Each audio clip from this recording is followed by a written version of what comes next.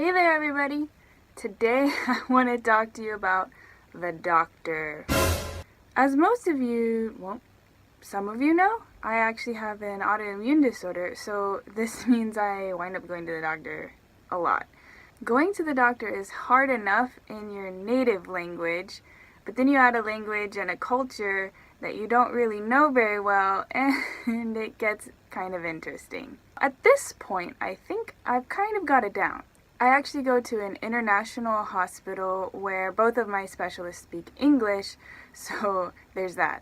This is pretty great because it means I don't need to have a translator. You also get a snazzy ID card, which you just go and present at the desk, and they give you a little checklist with all the places you need to go. And you might be thinking, that doesn't sound too bad. And you'd be right.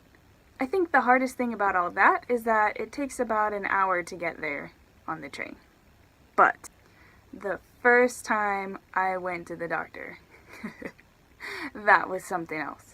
Okay, well, the real first time I went to the doctor was because I fell down some stairs and hurt my shoulder, but that's a different story. I'm talking about the first time I actually got sick, like sick. So it's a little more than a year after I got to Japan. It's around February, and it's cold and it's rainy, and I'd arranged with a friend who would translate for me to meet her at the station.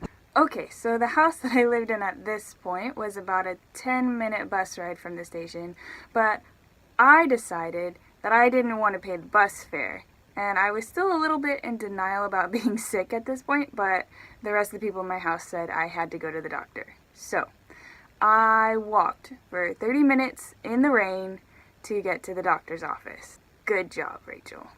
Anyway, so I get to the doctor's office, and you have to take off your shoes, which I didn't realize you had to do, but thankfully my friend was there to lead the way, so I just copied what she did. We go in, and the nurse gives us a thing of paperwork, a thermometer, and I think a couple of face masks, but I didn't wear mine.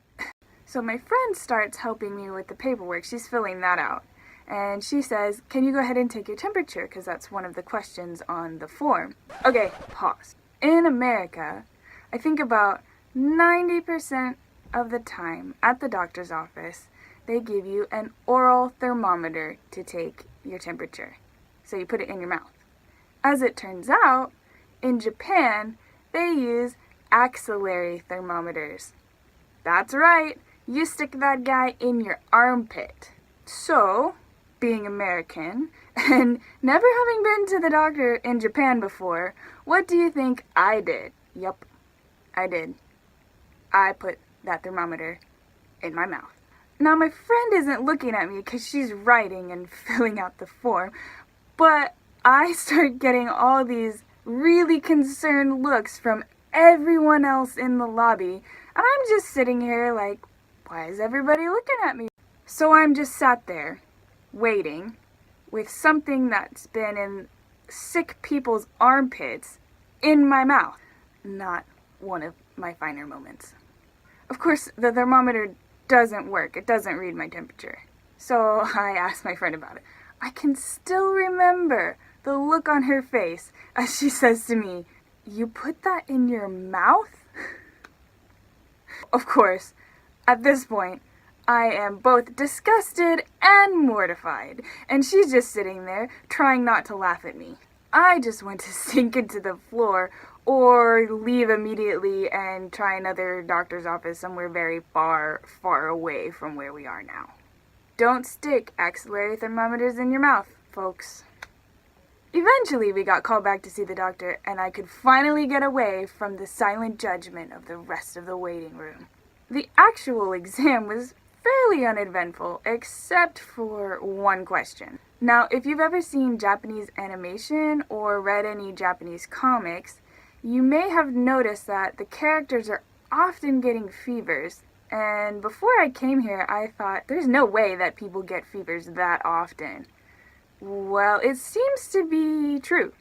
Japanese people get fevers a lot. Now, what this means is every Japanese household has a thermometer.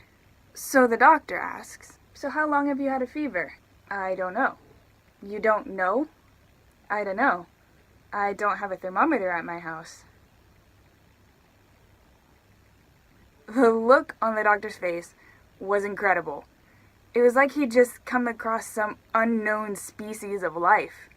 I completely felt like a heathen at this point, and my friend was sitting next to me like...